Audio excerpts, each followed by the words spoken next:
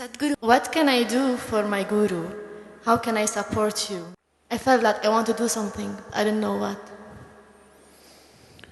The best thing you can do is don't poison yourself with all those things. That's the best thing you can do for your guru.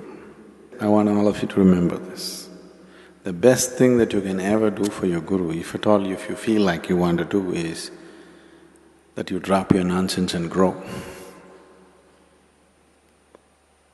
What's the best thing a garden can do for a gardener? To grow and bloom, isn't it? No, we want to do this to you, we want to do that to you. That's not the intention. That's not the goal. The best thing you can do for anybody is, you must do what they want, isn't it? Not what you want. Always this is the problem. The best thing you can do for anybody is, you must do what they want. All this activity,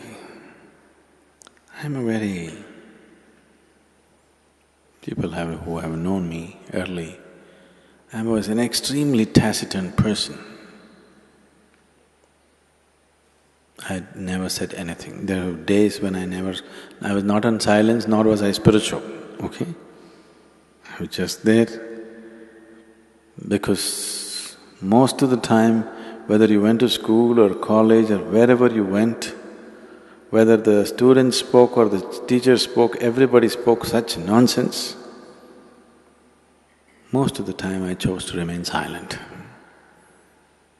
because I was terrified of their conversations. They opened their mouth. If they did not kill you with their bare breath, they kill you with horrible conversation.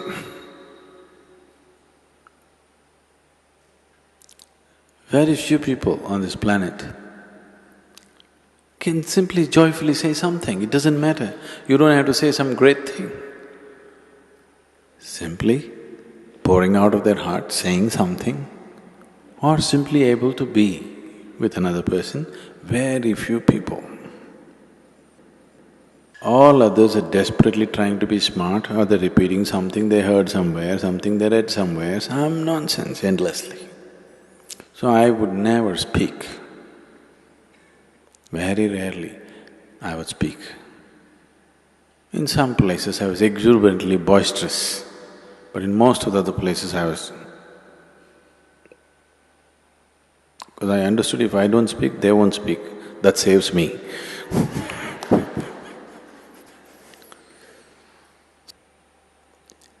So now all this endless talking, this activity, non-stop, doesn't matter where I am, constantly I'm in groups of people, not even with individual people, constantly with huge groups of people.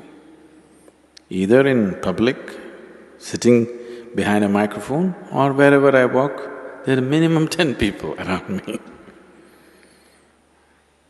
So, this is not my personal choice.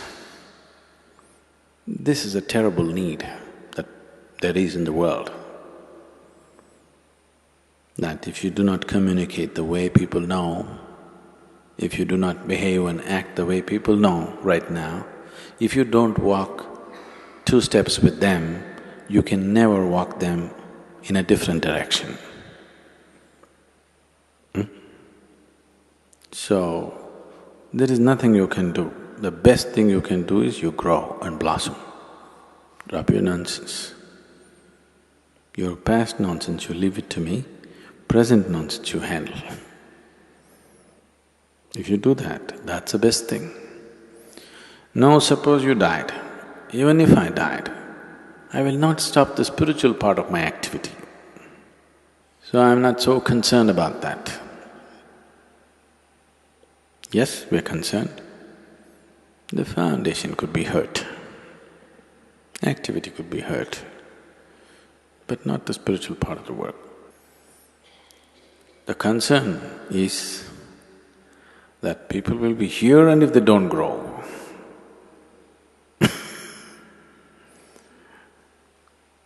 I planted people in my garden and they never blossomed.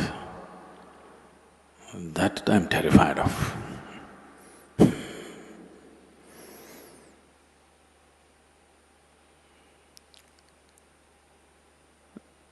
So, those of you who are very patient, who want to come here for 10 lifetimes and do it, I'm okay with them, but I think we must build an outer ashram for them. Even here there is, in a way, but we wouldn't like that to be here because of various reasons. We would like everybody who comes here to be absolutely there in the very core of what's happening. I don't want to create a core and a periphery here. Here there's only one burning spot, that's everywhere. So,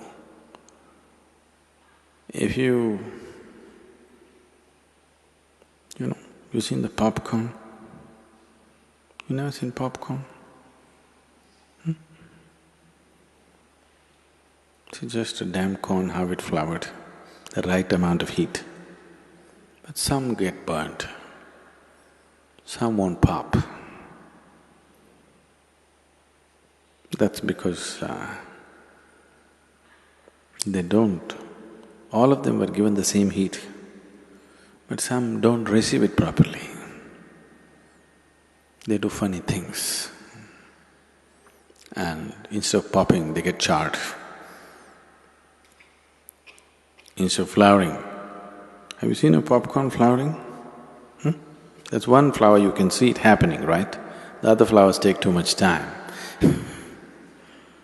So right there it opens up in front of you. So, have you seen this happening to people when they come to inner engineering, Bhavaspandana? In 3 days' time, people are like that. But we don't want them to stop there.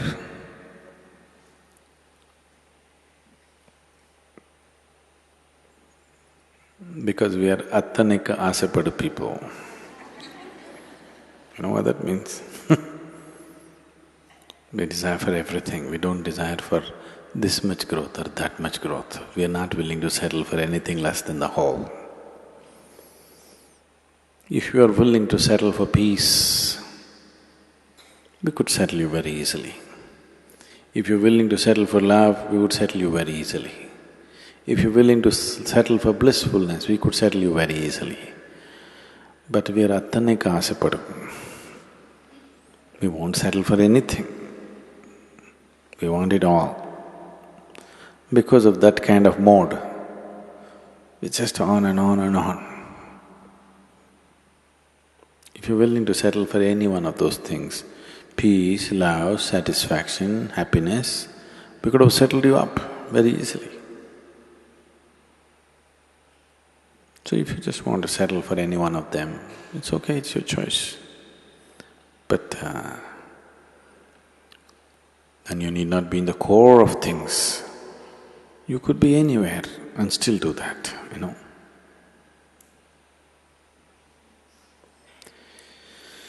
So, what could I do? Especially if Sadhguru is going to die tomorrow, you must blossom tonight, isn't it?